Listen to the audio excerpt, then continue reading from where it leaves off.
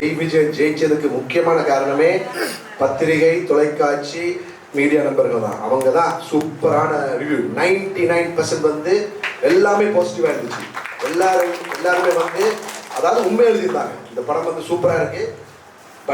அந்த பட்ஜெட் ரெஸ்ட்ரிக்ஷனால வந்து படத்தில் வந்து மேக்கிங் வந்து பெருசாக பண்ணலன்னு. அதே சில பேர் வந்து எப்படின்னா இந்த கதைக்கு என்ன தேவையோ அதை வந்து கேட்டால் பண்ணிங்க சொன்னாங்க. ஸோ அது வந்து எங்களுக்கு போதும். யாருமே இந்த படத்தோட கதையோ ஸ்க்ரீன் பிளேயோ நடிப்பையோ யாருமே மைனஸாக சொல்ல, எல்லாருமே என்கரேஜ் பண்ணாங்க. ஸோ இந்த ஜெய் விஜயம் வந்து இவ்வளோ பெரிய சக்ஸஸ் ஆனதுக்கு நீங்கள் எல்லாம் தான் காரணம். அப்புறம் முக்கியமாக நான் வந்து சொல்லணும், யாருன்னா நம்ம ப்ளூ சட்டை மாறன் சார். ப்ளூ சட்டை மாறன் சார் எனக்கு உண்மையாக ஷாக்காக இருந்துச்சு. என்னென்னா எங்கள் படம் ஜெய் விஜயம் படத்தை அந்த IMDb அதாவது இன்டர்நெட் மூவி டேட்டா பேஸில் வந்து எல்லாருமே ஓட் போட்டிருந்தாங்க. 9/10 இந்த படத்துக்கு. ஒரு லோ பட்ஜெட் ஃபில்முக்கு வந்து 9/10 கொடுத்துருந்தாங்க. அதை வந்து ப்ளூ சட்டை மாறன் வந்து அவருடைய ஒஃபிஷியல் பேஜில் வந்து ஷேர் பண்ணியிருந்தாரு. அது ரொம்ப சந்தோஷமாக இருந்துச்சு. தேங்க்யூ ப்ளூ சட்டை மாறன் சார். ஆக்சுவலி நிறைய பேர் அவர் தப்பாக நினச்சிட்டு இருக்காங்க. பட் நான் பார்த்த வரைக்கும் அவர் வந்து ஒரு சின்ன படத்தை வந்து பார்த்துட்டு அவர் ரிவ்யூ கொடுத்தாருன்னா நல்லா இருந்துச்சுன்னா டெஃபினட்டாக அந்த படம் சக்ஸஸ் ஆகுது. அவர் வந்து அநேகமாக உண்மையை தான் சொல்கிறாரு. பட் சில நேரத்தில் வந்து அவர் சொல்கிற விதம் வந்து மக்களுக்கு வந்து அது ஒரு கஷ்டமாக இருக்கும், சில ப்ரொடியூசர்ஸுக்கு வந்து கஷ்டமாக இருக்கும். பட் என்னை பொறுத்த வரைக்கும் அவரால் வந்து நிறைய பெனிஃபிட் வந்து நிறைய சின்ன ப்ரொடியூசர்ஸ் கிடைச்சிருக்கு. அதே மாதிரி எங்களுக்கும் கிடைச்சிச்சு. ஸோ ப்ளூ பட்டை சாருக்கு ரொம்ப நன்றி. அண்ட் எல்லாருமே யாருடைய பேரை மிஸ் பண்ணியிருந்தா ஐம் சாரி. பட் டெஃபினட்டாக சொல்கிறேன், என்னுடைய heartful thanks all the media எல்லாருமே, இங்கிலீஷ் பேப்பர்ஸ் ஆகட்டும், எல்லாருமே before you media, English papers ஆகட்டும், பென்டகன், எல்லாருமே வந்து சூப்பராக அப்ரிஷியேட் பண்ணியிருந்தாங்க. ஆக்சுவலி அதை அந்த ரிவ்யூஸை வந்து ஃபுல்லாக எடுத்து கொஞ்சமாக போட்டு 15 minutes வீடியோ வந்துருச்சு. அதை போட முடியலை. யூடியூப்லேயே போட்டால் வந்து அது அவ்வளோத்துக்கு நிறைய வியூஸ். ஸோ ரொம்ப சந்தோஷமாக இருக்குது. எல்லாருமே நான் ஆக்சுவலி இந்த படத்தை எடுத்துக்கும் பயந்துருந்தேன். என்னடா எப்படி எடுத்துக்கா படத்தை, சில உப்புமா படம் பண்ணுவாங்க. ஆனால் யாருமே அப்படி சொல்லாமல் லோ பட்ஜெட் படத்தை கூட என்கரேஜ் பண்ணி அதை வந்து இவ்வளோத்துக்கு சக்ஸஸ் ஆகிச்சது நீங்கள் தான், பத்திரிகை நண்பர்கள் நீங்கள் தான். All the media and plus thank you all. I love you all. நான் வந்து எங்கே சொல்லிட்டேன், நான் வந்து இல்லை அதாவது இது வந்து ஒரு லோ பட்ஜெட்டில் கூட கதை, ஸ்க்ரீன் பிளே, ஆர்டிஸ்ட் பர்ஃபார்மன்ஸ் நல்லா இருந்துச்சுன்னா ஜெயிக்க முடியும் என்றதுக்காக எடுத்த படம். இப்போ நான் பண்ணேன். ஓகே, அவ்வளோதான். இப்போ வந்துருச்சு இல்லை, இப்போ பிஸ்னஸ் வந்துருச்சு. இப்போ 1 crore எடுத்து 2.5 கோடி வந்துருச்சு. ஸோ அடுத்த படம் வந்து 2.5 கோடி போடுவாங்களா, அது முடிஞ்சிச்சு.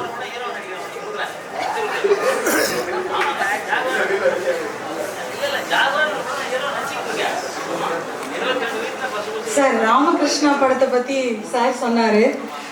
இப்போவும் ராமகிருஷ்ணா படம் வந்து அடிக்கடி ஜெயா டிவியில் போடுவாங்க. அதை பார்த்ததையும் எங்கள் கிளப்பில் யாராவது ஒருத்தவங்க பார்த்துட்டாங்கன்னா உடனே ஒரு மெசேஜ் போடுவாங்க, சாரோட மூவி ஜெயா டிவியில் போயிட்டுருக்கு அப்படின்னு. உடனே எல்லாரும் பார்க்க ஆரம்பிச்சிருவாங்க. எப்போவுமே எல்லாருக்கும் அது ஒரு ஃபேவரட் மூவி. இன்னமும் பார்த்துட்ருக்காங்க. இந்த ஜெய் விஜயத்தை விட மிகப்பெரிய வெற்றி ஆகிறதுக்கு நான் வந்து ஹார்ட் ஒர்க் பண்ணுறேன். எனக்கு சப்போர்ட்டாக நம்ம டீம், எடிட்டர் மணிகண்டன், நாங்களாம் டே நைட் ஒர்க் பண்ணிட்டுருக்கோம். ஏன்னா மெயின்லி ஸ்க்ரீன் பிளே நல்லா இருந்தால் டெஃபினட்டாக படத்தை சக்ஸஸ்ஃபுல்லாக சொல்லிட்டீங்க. ஸோ இதை விட ஜெய் விஜயத்தை விட ஒரு மிகப்பெரிய பட்ஜெட்டில் தான் மாமரம் படம் பண்ணியிருக்கோம். ஸோ டெஃபினட்டாக AQ மூவிஸ் ஆப் உங்களுக்கு இன்னும் நிறைய லாபத்தை சம்பாதிச்சு கொடுக்கறதுக்காக நான் ஹார்ட் ஒர்க் பண்ண தயாராக இருக்கேன். Thank you all. Thank you so much.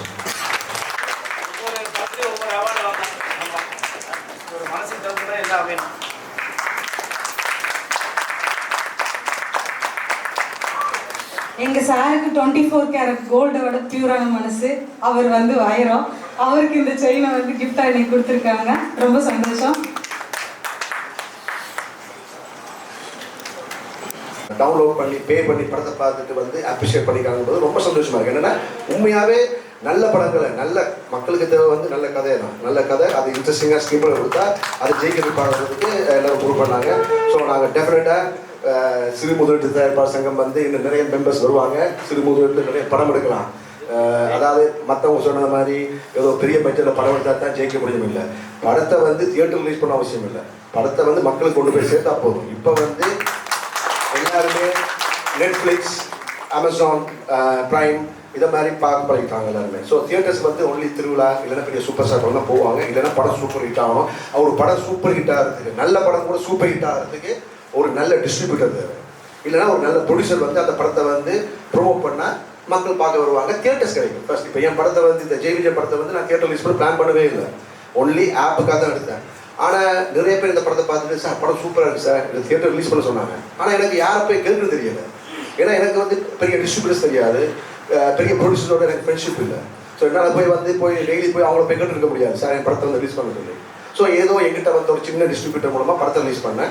அந்த சின்ன டிஸ்ட்ரிபியூட்டருக்கு சின்ன தியேட்டரு மட்டமான தியேட்டர்ஸ் தான் கிடைச்சிச்சு. ஸோ மக்கள் எப்படின்னா தியேட்டர்ஸ் கூட வந்து அவங்களுக்கு ஒரு நல்ல தியேட்டர்ஸ் கிடைக்கணும். தியேட்டர் போய் படத்தில் பார்க்கணும்னா நல்ல மல்டிப்ளெக்ஸ் இருக்கணும், இல்லை நல்ல தியேட்டர்ஸ் இருக்கணும். ஸோ அது இந்த படத்துக்கு கிடைக்கல. நான் அதை பற்றி கவலைப்படலை. தியேட்டர் ரிலீஸ் பண்ணாலும் எனக்கு வந்து ஆக்சுவலி நான் இன்வெஸ்ட் பண்ணது தியேட்டர் ரிலீஸ் பண்ணுறதுக்கு 10 லட்சம், எனக்கு வந்து ஒரு 2 லட்சம் தான். ஸோ அது லாஸ். ஆனால் அதே ஒரு செலவும் இல்லாமல் எங்கள் ஆப் எல்லாம் யூஸ் பண்ண 2.5 கோடிக்கு மேலே கலெக்ட் பண்ணி கொடுத்துச்சு. ஸோ இதான் நாங்கள் வந்து we have to go with the flow. இப்போ வந்து டெக்னாலஜி வளர்ந்துருச்சு. ஸோ எல்லாருமே இதை ஃபாலோ பண்ண நல்லா நான் எதிர்பார்க்குறேன்.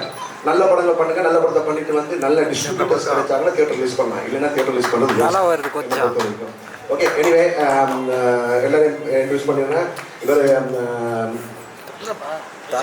ஆனந்த முருகன், அகில இந்திய துணைத் தலைவரும் ஐஜேகே. ரொம்ப நன்றி. இவர் எனக்கு ஃபங்க்ஷன்லாம் பரிச்சயமானாரு. ரொம்ப நல்ல நண்பர். டெஃபினட்டாக நல்லது பண்ணுங்க, மக்களுக்கு சேவை பண்ணுறதுனா எனக்கும் இருக்கு. ஸோ இல்லை வேணாம், நடிக்க வர வேணாம், நல்லது பண்ணுங்க மக்களுக்கு. ஒன்று தான் பண்ணணும், 2 பண்ணக்கூடாது. ஓகே, நீங்கள் நல்லது பண்ணுங்க. உங்களுக்கு தேவையானதா நல்லவங்களை வந்து டெஃபினட்டாக நான் ஆகட்டும், என் ரசிக மன்றமாகட்டும் பின்னாடி வந்து சப்போர்ட் பண்ணுங்க. Okay, thank you.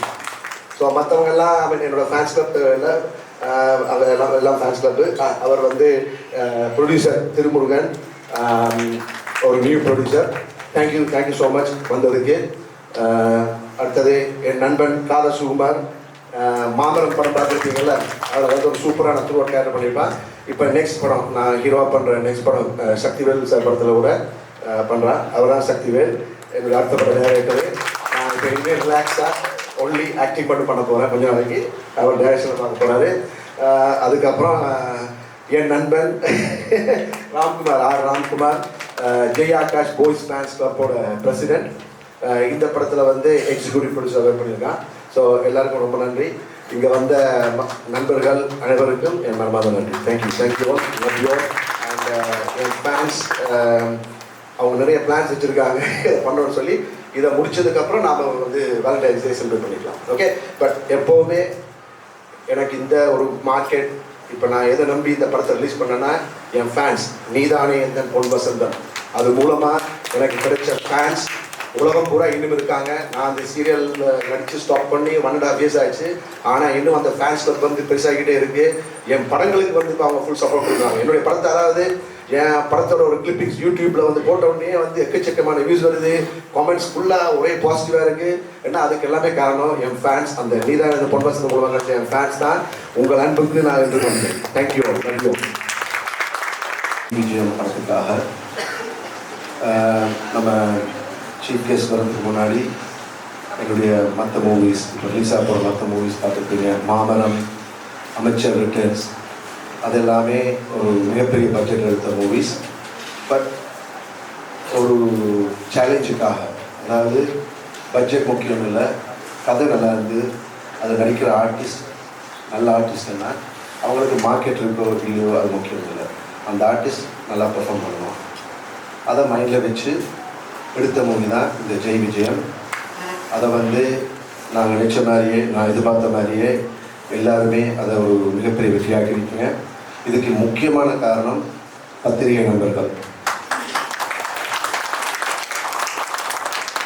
இந்த படத்தோட இன்டர்நேஷ்னல் ரீச் வந்து அது என்னுடைய ஃபேன்ஸ். உலகம் பூரா ஒரு 3 லட்சம் ரெஜிஸ்டர்ட் ஃபேன்ஸ் இருக்காங்க.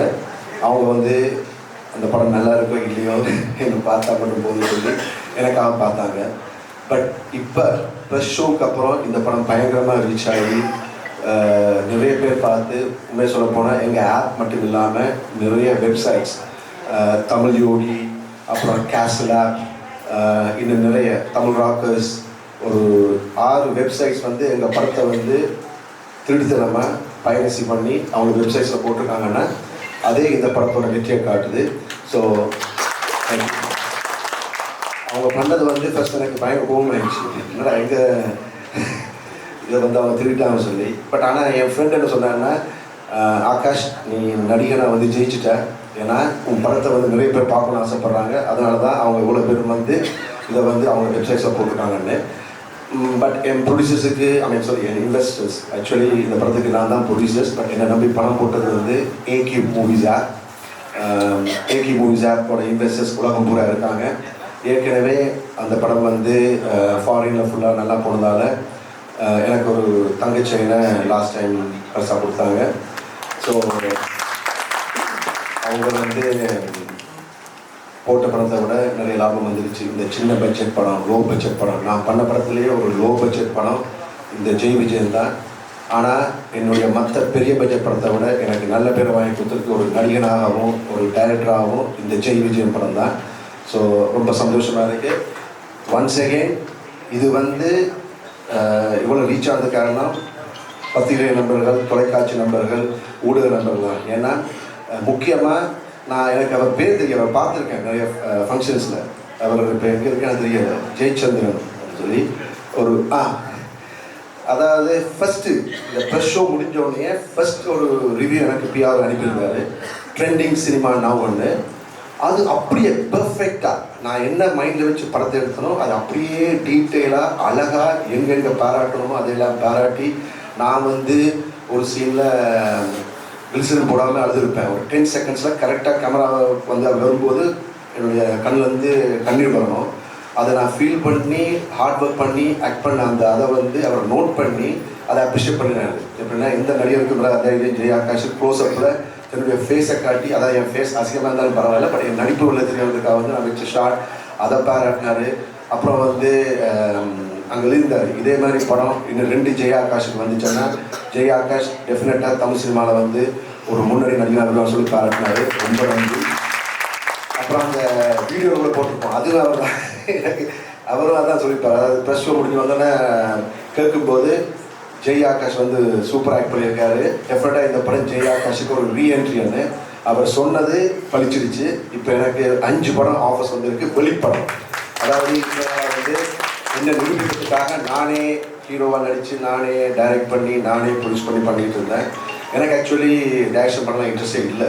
ஆனால் வேறு வழி இல்லை. ஏன்னா யாரை கூப்பிட்டு படம் பண்ணலாம்னு சொல்லி பேசினாலும் அவங்க ஆரம்பிக்கிறதே மினிமம் 3 crores சொல்கிறாங்க. ஸோ 3 crores சிம்பிளாக போயிடுது. 3 crores வந்து போகிறதுக்கு யாருமே தயார் இல்லை. ஒரு மார்க்கெட் இல்லாத ஹீரோ நம்பி எந்த ப்ரொடியூசர் இன்வெஸ்ட் பண்ண போகிறாங்க? முடியாது, யாரும் வர மாட்டாங்க.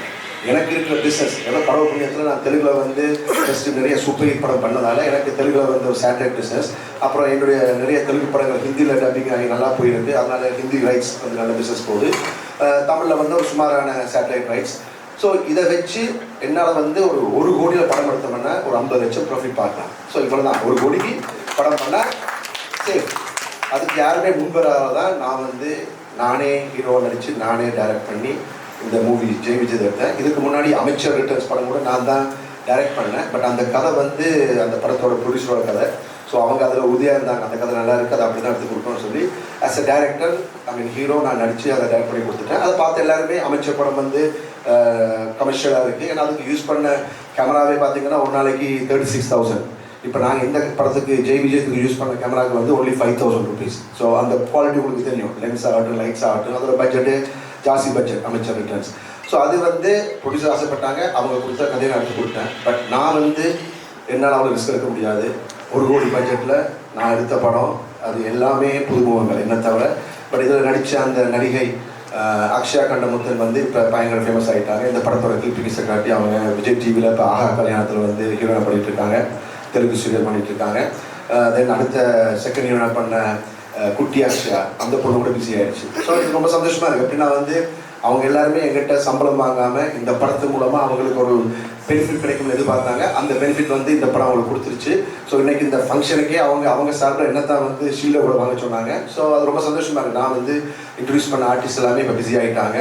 So I am really happy. Overall Jai Vijay வந்து எனக்காகட்டும், இதில் நடித்த நடிகர்களாகட்டும், இந்த படத்தில் வந்து பணியாற்றிய technicians, editor Manikandan, cameraman Pal Pandi and music director Satishkumar.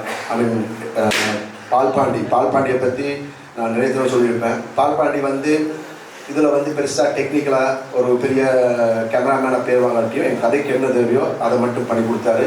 அதுவும் ஸ்பீடாக எப்படின்னா நான் வந்து டபுள் காஷ் பண்ணுவேன், ஏன்னா அப்படி பண்ணால் தான் எங்களால் வந்து பட்ஜெட்டை கம்மி பண்ண முடியாது. அதுக்கெல்லாம் எனக்கு பாவம் அட்ஜஸ்ட் பண்ணி பால்பாண்டி நம்ம கேமராமேன் அவர் பேச மாட்டாரு, ஒரு லைட்மென்ஸ் பண்ண வேண்டிய வேலையை கூட அவரே இறங்கி பண்ணுவார். ஸோ அந்த மாதிரி ஒரு ஹார்ட் ஒர்க்கிங். எங்கிட்ட வர்றதுக்கு முன்னாடி பால்பாண்டி வந்து யாருன்னு யாருக்குமே தெரியாது. பட் இப்போ இந்த ஜெய் விஜயம் ஃபங்க்ஷனுக்கு அப்புறம் அடுத்த மாமரம் ஃபங்க்ஷனில் வந்தார். இப்போ இன்னொரு படம் என்னுடைய அசிஸ்டன்ட் சாய் பிரபா பண்ண இனிமேல் நாங்கள் தான் ஹெட் லைஃப்ஸ்லையும் சான்ஸ் பண்ணிருக்கு.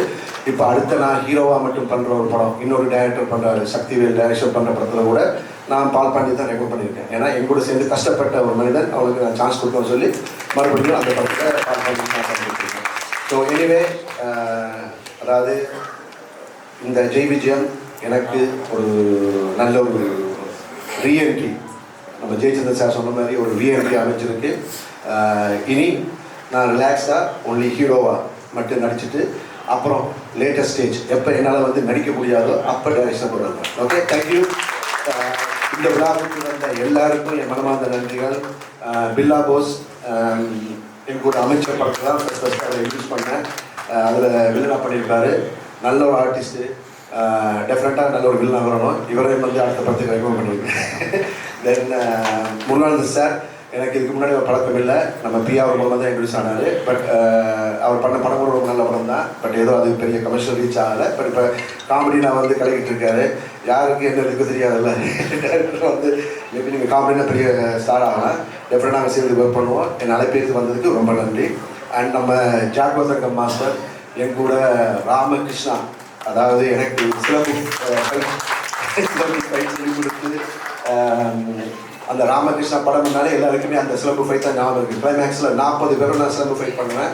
ஸோ என்னுடைய தெலுங்கு மூவி ஷூட்டிங் முடிச்சு நான் வந்ததுக்கப்புறம் கூட நைட் மாஸ்டர் சொல்லி கொடுப்பாரு. அதை ப்ராக்டிஸ் பண்ணி அந்த ராமகிருஷ்ணா படம் பண்ணேன். ராமகிருஷ்ணா படத்தை பார்த்த உடனே எனக்கு அப்போ ஒரு 40 படம் வந்துச்சு அந்த ப்ரீவியூ பார்த்தோமே. ஸோ அதில் நான் பண்ண எல்லா படத்துக்கும் மாஸ்டர் தான் அப்போ எனக்கு ஃபைட் மாஸ்டர் அப்ளை பண்ணார். என்ன எப்படி வேலை வாங்குவாருன்னா, சார் நீங்கள் சிங்கிள் சார், நீங்கள் பண்ணுவீங்க சார் ஜம்ப், அப்போ ரோப்பெல்லாம் இல்லை, அப்படி ஓடி போய் ஜம்ப் பண்ணி அடிக்கணும் எல்லாத்தையுமே அப்படியே ஃபுல் என்கரேஜ் பண்ணி அதுக்கப்புறம் எப்போதுமே என்கரேஜ் பண்ணிட்டு இருப்பார். இப்போ நான் பண்ணிட்டு இருக்கும்போது இந்த நிறைய படம் இப்போ ஸ்ட்ரகிளிங் பீரியடில் கூட என்னை பார்க்கும்போதெல்லாம், சார் நீங்கள் டெஃபினட்டாக வருவீங்க சார், நீங்கள் ஒரு எம்ஜிஆர் மாதிரி சார், நீங்கள் வருவீங்க. எம்ஜிஆர் வந்து 43 வயசாக ஹீரோ ஆனார், நீங்களும் உங்களுக்கு எம்ஜிஆர் மாதிரி மனசு இருக்குது, எம்ஜிஆர் மாதிரி நிறைய ஹெல்ப் பண்ணுறீங்க, டெஃபினட்டாக நீங்கள் வருவோம் சொல்லி நான் அப்போ என்கரேஜ் பண்ணியிருப்பாரு. ஸோ இன்னைக்கு நான் ஜெயிச்ச ஃபஸ்ட்டு படம் ஜெய் விஜய் ரொம்ப நாளைக்கு அப்புறம், அதுக்கு சார் வந்ததுக்கு ரொம்ப நன்றி. அண்ட் ஜியாபுதீன் சார், இவரை வந்து நான் ஒரு ஃபங்க்ஷனில் தான் மீட் பண்ணேன். நானும் ஸ்பெஷல் கெஸ்ட்டாக போயிருந்தேன். சார் வந்துட்டார் அந்த ஃபங்க்ஷனுக்கு. அப்போ சார் பேசும்போதே எனக்கு ரொம்ப இம்ப்ரெஸ் ஆகிடுச்சு. சூப்பராக பேசுகிறாரு, அவர் ஸ்பீச் சூப்பராக இருக்கும். அவர் வந்து அப்புறம் ரொம்ப அப்ரிஷியேட் பண்ணாரு, எனக்கு தெரிஞ்சு வச்சுருந்தாரு. ஸோ ரொம்ப சந்தோஷமாக இருந்துச்சு. சார் நீங்கள் வரணும், நீங்கள் தான் வந்து சீஃப் கெஸ்ட்டாக எல்லாருக்கும் ஷெடியூல் பண்ணும்போது ஓகேன்னு சொல்லி வந்தார். வந்ததுக்கு ரொம்ப நன்றி சார், ரொம்ப நன்றி. அண்டு நம்ம அன்பு ஜெபன் சார், சிறு முதலுக்கு தயாரிப்பாளர் சங்கத்தோட தலைவர். என்னன்னா இவர் ஃபீல் பண்ண மாதிரியே ஒரு சிறு முதலில் வந்து ஒரு படம் பண்ணி ஜெயிச்சாச்சு. நாங்கள் இப்போ ஜெய் விஜயம் டெஃபினட்டாக வந்து இந்த பெரிய பட்ஜெட் படம் தான் ஜெயிக்கணும்லாம் இல்லை. ஸோ நான் வந்து பெரிய பட்ஜெட் படம் பண்ணியிருக்கேன், இது ஒரு சின்ன பட்ஜெட் ஃபர்ஸ்ட் டைம் பண்ணேன். இது வந்து ஒரு நம்பிக்கை கொடுக்கும். என்னென்னா மக்களுக்கு நீங்கள் ஒரு இன்ட்ரெஸ்டிங்கான கதையை கொடுத்தீங்கன்னா போதும். இப்போ நீங்கள் பார்த்தீங்கன்னா இந்த ரிவ்யூ கொடுத்த நிறைய பேர் எனக்கு அந்த கவிதா பாரதி சொல்லி அந்த பையன் வந்து பார்த்தா இன்னொரு படம்